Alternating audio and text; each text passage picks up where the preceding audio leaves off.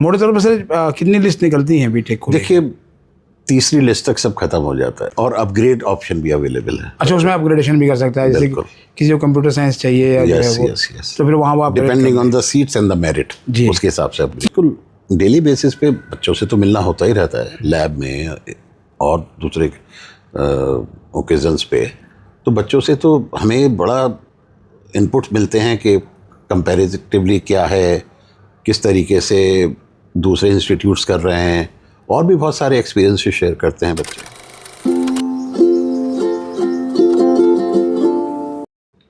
नमस्कार, स्वागत है आपका हमारे इस YouTube चैनल पर। मैं मुनमुन श्रीवास्तव आपका हार्दिक अभिनंदन करता हूं।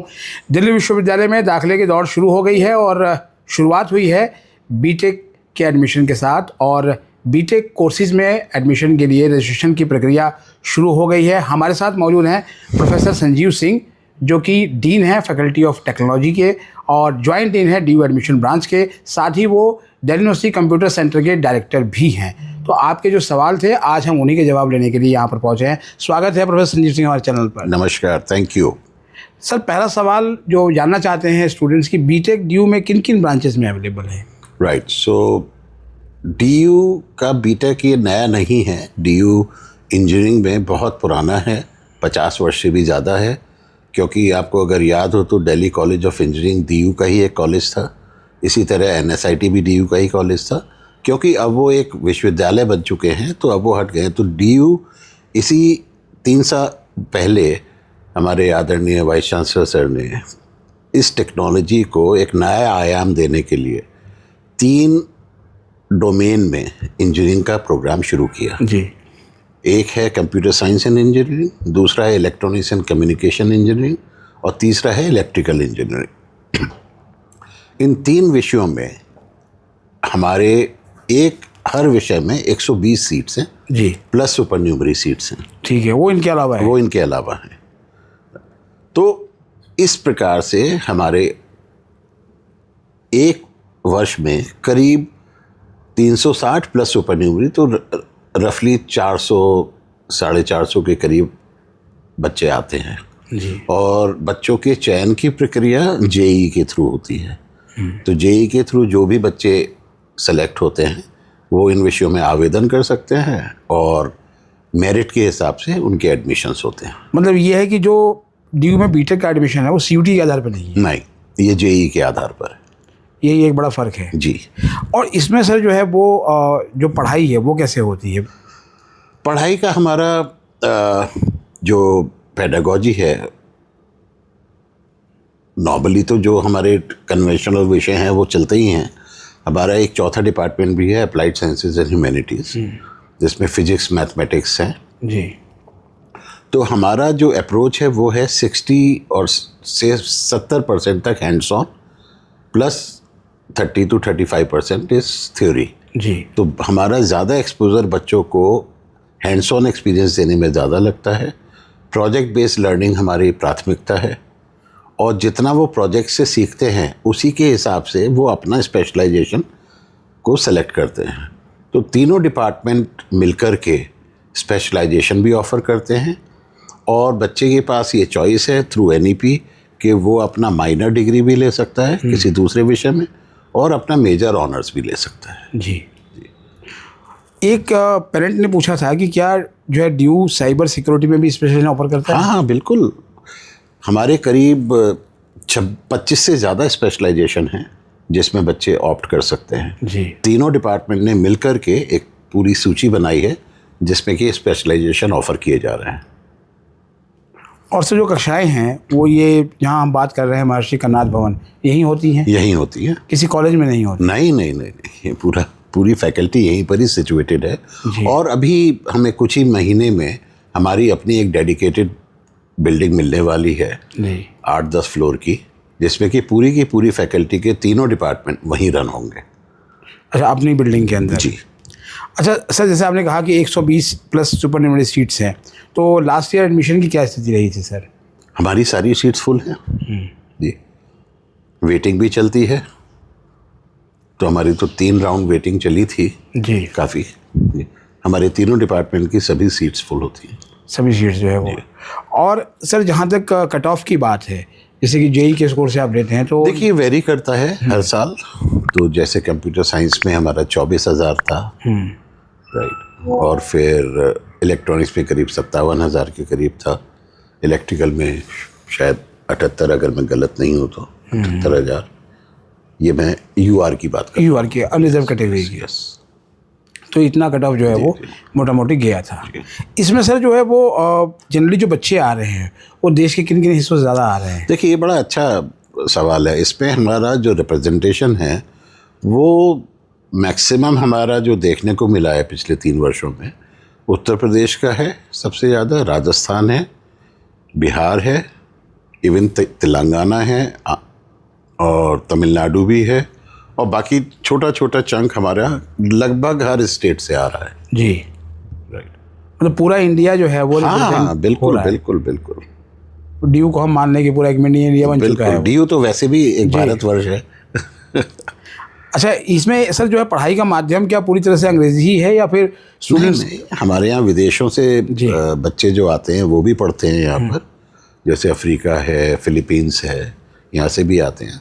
तो देखिए मेन मुख्य माध्यम तो इंग्लिश है, लेकिन ये कोई मैंडेटरी नहीं है। अगर किसी बच्चे को कोई डिफ़िकल्टी है तो हमारी फैकल्टी है, परिपक्व है, वो हिंदी में भी बात कर सकती है और कन्वर्जेशन को इजी बनाने के लिए और माध्यम भी अपना सकती है। मतलब बिल्कुल स्टूडेंट फ्रेंडली क्लास है पूरी तरह से। बिल्कुल। और सर जो है वो जैसे कि ये आपका शायद तीसरा बैच होगा? तीसरा बैच, चौथा हम ले रहे हैं। हाँ, चौथा इस साल। उसके बाद फिर वो अगले साल जाके निकलेंगे। Correct. वो बैच जो है वो तो हमारे जो पहला बैच है वो अगले साल पास आउट होगा, अगले साल निकलेगा। और सर फीस के हिसाब से अगर पूछें तो लगभग कितनी फीस है? हमारी रफली 2.2 लाख के करीब है पर एनम। पर एनम की फीस सर जो है वो सेमेस्टर वाइज है, ईयरली है? ईयरली फीस है, क्योंकि ड्यू में हमने देखा है कि फीस ईयरली होती है। ईयरली फीस है, ईयरली जो है वो। जी।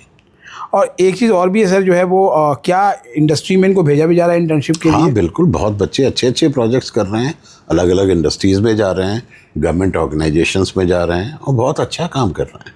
कुछ बच्चों ने ड्रोन बनाया है, कुछ बच्चे इलेक्ट्रिकल में अपना डिस्ट्रीब्यूशन यूनिट बना रहे हैं, प्रोटोटाइपिंग। कुछ बच्चों ने एंटरप्रेन्योरशिप में भी कदम रखा है, जो दिल्ली के हमारे दिल्ली विश्वविद्यालय की जो फाउंडेशन है उसमें वो पार्ट प्ले कर रहे हैं। ड्रोन भी बना लिया है सर बच्चों ने? जी बिल्कुल। तो यानी कि जो फैकल्टी ऑफ टेक्नोलॉजी ने जो लैब्स बनाई हैं वो इसका मतलब एट पार हैं? Not at par, even advanced lab हैं, और हम इन लैब्स को वर्ल्ड क्लास के लेवल पे ले जाने के लिए हमेशा तत्पर हैं और उस पर काम भी चल रहा है। जी। हमारे ऑनरेबल वाइस चांसलर की गाइडेंस में we are setting up the state of the art labs. और एक चीज़ सर जो है वो और भी है कि जैसे जो रजिस्ट्रेशन है वो आपने कहा कि जैसे कि जेई के स्कोर से जो है वो एडमिशन होता है, तो किन किन डॉक्यूमेंट्स की ज़रूरत पड़ेगी रजिस्ट्रेशन के लिए? देखिए ये कैटेगरी वाइज डिपेंड करता है। यूआर में तो कोई ऐसा नहीं है क्योंकि हमारा सिस्टम पूरी तरीके से इंटीग्रेटेड है बोर्ड के साथ भी और जेई के साथ भी, तो बच्चे को अपना रोल नंबर ही डालना होता है, तो बाकी सारा ऑटो इंटीग्रेटेड है वो मिल जाता है। बाकी कुछ कैटेगरी स्पेसिफिक डॉक्यूमेंट हैं, एससी, ओबीसी एंड एससी, तो इसमें जो कैटेगरी स्पेसिफिक डॉक्यूमेंट्स हैं वो मांगे जाते हैं, उन्हें अपलोड करने पड़ते हैं। जी। जैसे ईडब्ल्यूएस है तो उसका भी सर्टिफिकेट है। हाँ, जैसे हम देखते हैं कि सीयूटी में एडमिशन ब्रांच 1 अप्रैल के बाद का मानता है, तो यहाँ भी वही है? यहाँ पे भी वही रूल्स सारे सेम हैं, क्योंकि बीटेक के एडमिशन्स भी एडमिशन ब्रांच के ही तहत होते हैं। जी। और ये सर जो है वो कुछ फीस भी रखी गई है रजिस्ट्रेशन के लिए? रजिस्ट्रेशन के लिए हाँ, जो नॉमिनल जो एडमिशन ब्रांच ने फीस रखी है वही है। वो है जी। वो अच्छा, जो प्रवेश है सर वो पूरी तरीके से ऑनलाइन ही है या फिर बाद में फिजिकल फॉर्म में चीज़ें? सारा ऑनलाइन है, कम्प्लीटली A to Z। और एक और भी सर जो है वो और बच्चा तीनों डिपार्टमेंट में अपनी प्रेफरेंस दे सकता है। अच्छा, ये अच्छी बात है। यस, तो अगर एक एप्लीकेशन है तो वो तीनों डिपार्टमेंट में अपनी प्रेफरेंस दे सकता है कि मेरे को ए पे ये चाहिए, 2 पे ये चाहिए, मतलब अपनी प्रेफरेंस बता सकता है। बिल्कुल। यानी कि कहीं पर आपने रिस्ट्रिक्ट नहीं किया हुआ है? नहीं, और अपग्रेड ऑप्शन भी अवेलेबल है। अच्छा, उसमें अपग्रेडेशन भी कर सकता है, जैसे किसी को कंप्यूटर साइंस चाहिए या जो है वो, तो फिर वहाँ वो depending on the seats and the merit, उसके हिसाब से। तीनों जो आपने सर शुरू किया था उसमें सबसे अधिक डिमांड किसकी रही? देखिए हमेशा से, अब लास्ट ईयर तक तो कंप्यूटर साइंस की सबसे ज़्यादा डिमांड रही है। जी बिल्कुल। आने वाले सर समय में भी कुछ और भी शुरू करने की योजना है क्या? नहीं, अभी इन्हीं को ही हम स्ट्रेंथन कर रहे हैं। जी इसी पे ही हमारा पूरा फोकस है, इन्हीं 3 डोमेन्स में। जी। और आने वाले समय में हम हायर एजुकेशन स्टडीज़ में जा सकते हैं, जैसे एमटेक है, पीएचडी है। हाँ, ये भी सवाल सर में आने वाला था कि एमटेक भी शुरू हो सकता हाँ है। बिल्कुल बिल्कुल। उसकी क्या तैयारी है सर? उसकी तैयारियां चल रही हैं, जो रजिस्ट्रेशन प्रोसेस है और डॉक्यूमेंटेशन है उसकी प्रक्रिया चल रही है। मतलब पहला बैच शुरू हो जाएगा? नहीं अभी नहीं, जब AICTE से अप्रूवल अच्छा, आएगा। यानी मान के चलें कि अभी जो है वो थोड़ा मेरे ख्याल अगले सत्र में हम कोशिश करेंगे कि शुरू करें। 27-28 के सत्र में शुरू हो सकता है। अभी सर जितने भी स्टूडेंट्स जो है वो जो ड्यू से बीटेक करना चाहते हैं, इसको लेकर थोड़ा बाहर ये भी था कि ड्यू ने शुरू किया बीटेक, हालांकि आपने दिल्ली कॉलेज ऑफ इंजीनियरिंग की बात की जो ड्यू का ही पार्ट था। थोड़ी सी कन्फ्यूजन थी जब शुरू हो रहा था, बड़ी सारी आशंकाएं भी थी कि ड्यू का बीटेक कैसा होगा कैसा नहीं। 3 सालों में अब आपका अनुभव कैसा है? देखिए, DU की लेगेसी है। DU is a pivotal institution of the country, और इस कंट्री की अपनी विशेषताएं, इस यूनिवर्सिटी की अपनी विशेषताएं हैं जो किसी और इंस्टीट्यूशन में आपको नहीं मिलेंगी। जी। अगर आप बीटेक को या इंजीनियरिंग प्रोग्राम को किसी और डिसिप्लिन या किसी और इंस्टीट्यूशन में कंपेयर करें तो आपको बहुत फ़र्क नज़र आएगा। यहाँ का बच्चा बहुत डाइवर्सिटी में पढ़ता है। वो मैनेजमेंट के बच्चों से इंटरेक्ट कर सकता है, इकोनॉमिक्स के बच्चों से इंटरेक्ट कर सकता है, सोशल साइंसेज के बच्चों से इंटरेक्ट कर सकता है। तो उसका 360 डिग्री डेवलपमेंट होता है। ओ, मतलब मल्टीडिसिप्लिनरी हो गया वो। उसको वाद विवाद संवाद करने का अवसर बहुत मिलते हैं यहाँ पर, क्योंकि आप देखें तो इसी बिल्डिंग में एक फ्लोर पर लॉ के बच्चे भी हैं। हाँ, वो 5 वाले तो उनके साथ इंटरेक्शन होता है, तो उसकी जिज्ञासाएं बढ़ती हैं, सीखने को बहुत मिलता है। जी जी। और सर जहाँ तक फीस भी एक बहुत बड़ा पहलू है भारत के अंदर, देखिए, तो क्या दिल्ली जिनको विश्वविद्यालय तो जाना जाता है, यहाँ तो फीस ना के बराबर होती है। लेकिन फिर भी अगर वो कोई ना दे पाए तो क्या उसके लिए भी कुछ सुविधा है? हाँ बिल्कुल। देखिए, इस विश्वविद्यालय ने अनोखी स्कीम्स निकाली हैं बच्चों के लिए कि अगर कोई बच्चा और उसकी पारिवारिक इनकम 4 लाख से कम है तो उसको 90% तक का वेव ऑफ मिलता है फीस में। जी। 90%। कुछ बच्चे जो 8 लाख से कम है उनको 50% तक का मिलता है, और कुछ बच्चे जो दुर्भाग्यवश ऑर्फन कैटेगरी में आते हैं उनकी कोई फीस नहीं है, 0 फीस है।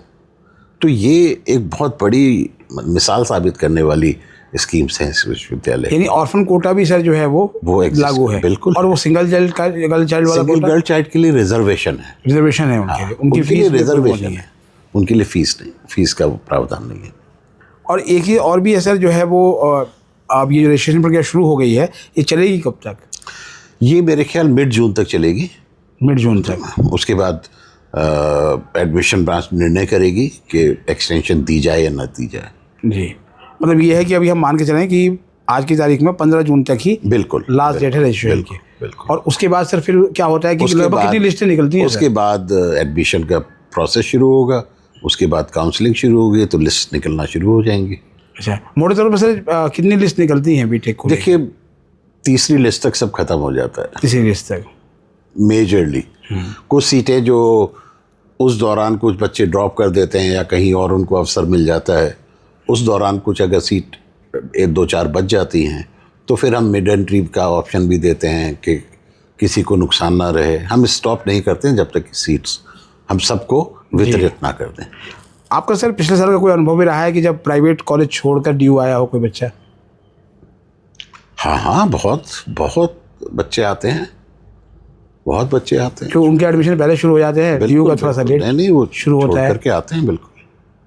तो फिर सर कभी उनसे इंटरेक्शन हुआ आपका कि वो? हाँ बिल्कुल, डेली बेसिस पे बच्चों से तो मिलना होता ही रहता है, लैब में और दूसरे ओकेजन्स पे।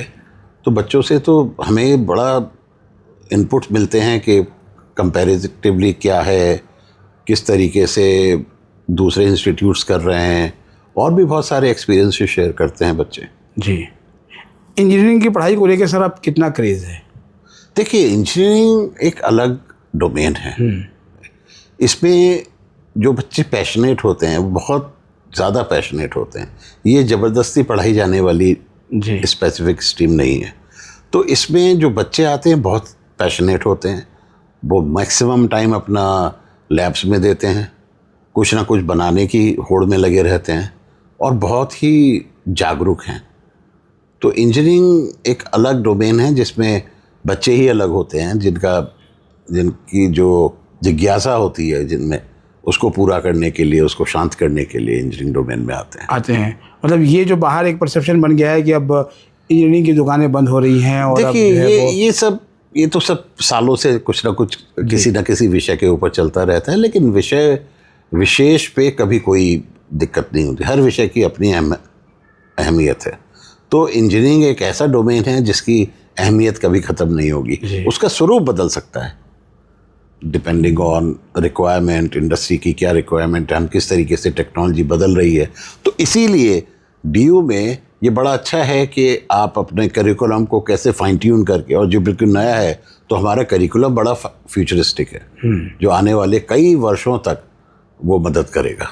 जी, इसके कारण दिल्ली विश्वविद्यालय के वाइस चांसलर भी हैं कि खुद टेक्नोलॉजी से खुद हैं, उन्हीं की गाइडेंस में, और बड़े बड़े विद्वानों ने मिलकर के इसका करिकुलम डिज़ाइन किया है। जी। एक चीज़ सर जो है पूरे देश भर के, क्या विदेशों के पेरेंट्स भी जानना चाहते हैं कि जो DU से BTech करना चाहते हैं उनको क्या कहेंगे सर? DU से BTech करने के जो चाहते हैं, पहले तो उनका स्वागत है, और दूसरा DU में अपने आप में प्रवेश लेना और यहाँ से कोई पढ़ाई करना अपने आप में एक विशेष अनुभव है, जो अनुभव कहीं और नहीं मिल सकता। यहाँ की फैकल्टी, यहाँ के बच्चे, देश विदेश, ये कहते हैं ना मिनी भारतवर्ष है। तो DU अपने आप में मिनी भारतवर्ष है। तो इसके जैसा एक्सपोजर कोई और विश्वविद्यालय मेरे ख्याल से नहीं दे सकता। जी। और 103 साल की लेगेसी है। जी। तो वो जो लेगेसी है, जो मोमेंटम है DU का, वो इम्पेक्टेबल है। जी। चलते चलते सर आज का लास्ट सवाल की जो है वो, जो इंजीनियरिंग करना चाहते हैं, अभी तो आपने बताया कि ओवरऑल जो है वो उनको किस तरीके से जो है वो आना चाहिए? अब कहाँ पर? यहाँ DU में आ रहे हैं तो क्या ध्यान रखें? हॉस्टल मिलता है सर उनको? देखिए, हॉस्टल क्योंकि दिल्ली विश्वविद्यालय सभी के लिए है, तो हॉस्टल सभी को मिलता है, लेकिन सीट सबके लिए उपलब्ध नहीं हो सकती। तो जो टॉप मेरिटोरियस बच्चे हैं उनको सीट्स ऑफर की जाती हैं सारे हॉस्टल्स में। लेकिन जैसे कि दिल्ली में आपने देखा, ये दिल्ली विश्वविद्यालय के चारों तरफ PG अकोमोडेशंस हैं, जो बच्चे बच जाते हैं वही। तो अभी सर जो है वो गर्ल्स और बॉयज़ को कुछ हॉस्टल मिल पाता है ये BTech वालों को? बिल्कुल, क्यों नहीं मिल पाता? ये बड़ा सवाल है सर, जो दिल्ली से बाहर जो मैं समझ रहा हूँ, लेकिन बिल्कुल मिलता है, मिल जाता है।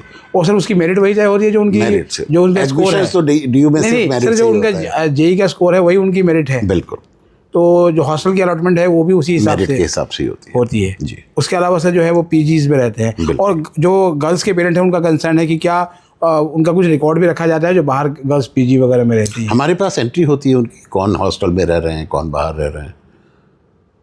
तो यानी कि ये है कि डरने की जरूरत उनको नहीं, क्यों डरना किससे है? नहीं, ये सवाल है सर पेरेंट्स का कि दिल्ली बड़ी अनसेफ है, और उनकी चिंता मैं समझ सकता हूँ। लेकिन देखिए कि भारतवर्ष है, इसमें हज़ारों बच्चे आते हैं। आपको तो पता ही, आप कितने सालों से दिल्ली विश्वविद्यालय को देख रहे हैं। लाखों बच्चे पूरी दिल्ली में रहते हैं, सभी को हॉस्टल नहीं मिलता, राइट। डे स्कॉलर्स भी हैं, दूर दराज से आते हैं, वो बच्चे भी रहते हैं। देखिए, हर कोई एक्सेल करता है, उनको एक एनवायरनमेंट चाहिए। DU एक इकोसिस्टम है, और मेधावी बच्चों के लिए तो स्वर्ग है। जी। बहुत बहुत धन्यवाद प्रोफेसर संजीव सिंह जी, हमें समझ देने के लिए, और स्टूडेंट्स को इतने आसान शब्दों में जो है वो BTech एडमिशन की गाइडेंस देने के लिए। कुछ और सवालों के साथ हम फिर हाजिर होंगे। आपका बहुत बहुत धन्यवाद। Thank you. तो आपने सुना प्रोफेसर संजीव सिंह को, और उनका यही कहना है कि दिल्ली विश्वविद्यालय में BTech के एडमिशन के लिए रजिस्ट्रेशन प्रक्रिया शुरू हो गई है। फिलहाल जो तारीख है वो 15 जून है, तो इसलिए डेडलाइन मिस ना करें। जिन्होंने भी JEE दिया हुआ है और उनका स्कोर आ चुका है, उसी स्कोर के आधार पर उनको जो है वो अप्लाई करना है, तो अप्लाई में ना चुकें। और यहाँ तमाम सुविधाएं हैं, हॉस्टल भी मिलता है। जो आपका मेजर कंसर्न था कि क्या फैकल्टी ऑफ टेक्नोलॉजी के स्टूडेंट्स का हॉस्टल मिलता है, लेकिन लिमिटेड है, वो आपकी मेरिट के आधार पर मिलेगा। आपके जो सवाल हैं कमेंट बॉक्स में लिख दें, उसके जवाब भी हम आपको देने की कोशिश करेंगे। बहुत बहुत धन्यवाद। हमारे चैनल पर नए हैं तो चैनल को सब्सक्राइब कर लें और इसे अपने दोस्तों के बीच शेयर करें। मिलते हैं एक और एपिसोड के साथ, तब तक के लिए नमस्कार, धन्यवाद। Thank you.